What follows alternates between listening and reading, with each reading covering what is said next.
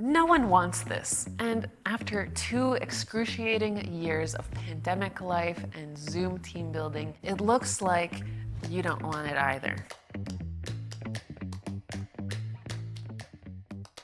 After 2 years of excruciating pandemic life and remote team building, we're over it. And by the look of the statistics, so are you. When the pandemic hit, we needed to maintain some kind of forced camaraderie. It was a business life or death question.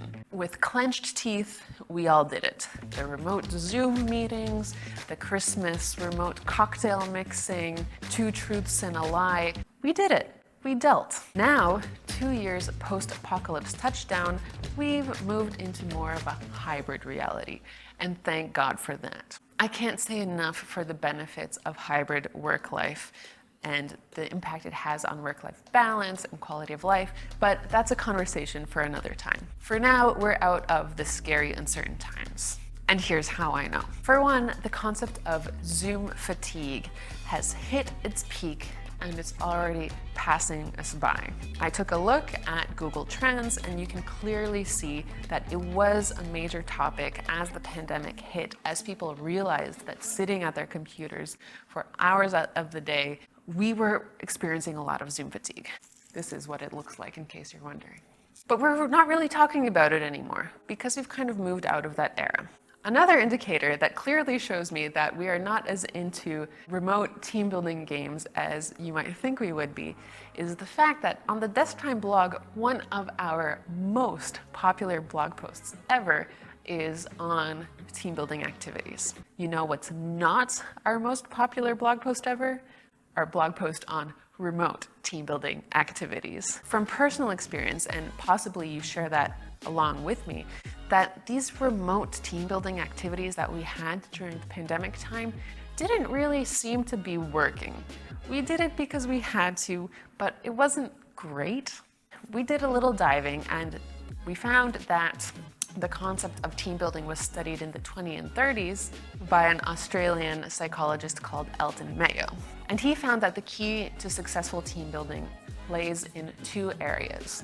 The one area is the physical removal from your everyday workspace, your work environment, and the second is the perception of having special attention so that the people who are going through that team building activity, they feel like they're getting different and special attention on them that they wouldn't otherwise get. So you can see why this isn't working out in a remote aspect.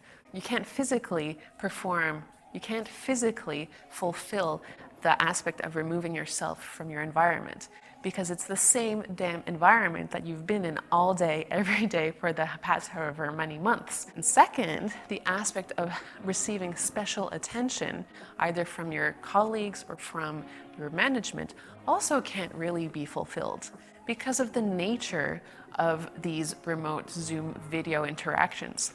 You can't really have multiple different conversations going on at once. You've got one person who's talking one at a time. As a result, you have to be really confident in what you're going to say to take the microphone, essentially. It's like getting up on a pedestal and talking in front of all of your colleagues. That's not exactly the kind of interactions that people flourish under. For some people it might be, but for a lot of people it isn't.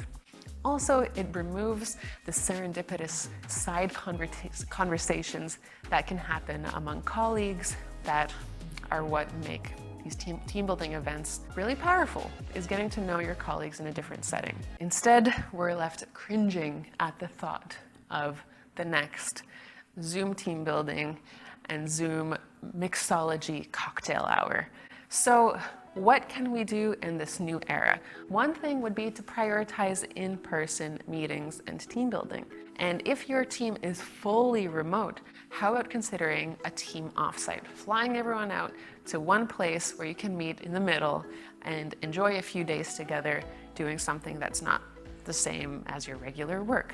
Yes, that can seem expensive, but if you consider the fact that you're saving on office expenses year-round, you have a totally different amount of overhead, I'm sure that there can be room in the budget found for a team offsite every once in a while.